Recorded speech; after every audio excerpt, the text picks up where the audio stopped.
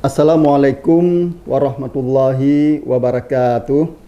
Saya Zahrul Fajri SAGMH, Kepala Dinas Pendidikan Dayah Aceh, menghimbau kepada seluruh abu para pimpinan dayah, kami ajak untuk melakukan pengendalian penyebaran virus COVID-19 sebagai upaya dalam rangka pencegahan penularan virus corona di lingkungan dayah.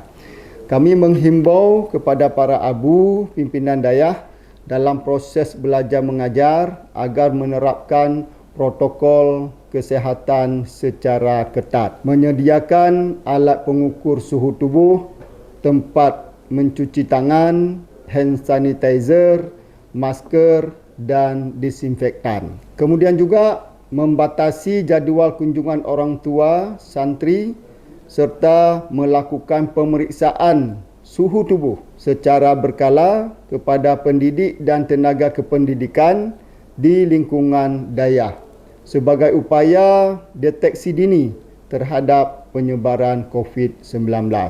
Terima kasih kami ucapkan kepada para abu pimpinan dayah atas perhatiannya. Seraya kita berdoa semoga Allah Subhanahu Wa Taala mencabut wabah ini agar kita dapat hidup normal sebagaimana sedia kala. Amin ya rabbal alamin. Wassalamualaikum warahmatullahi wabarakatuh.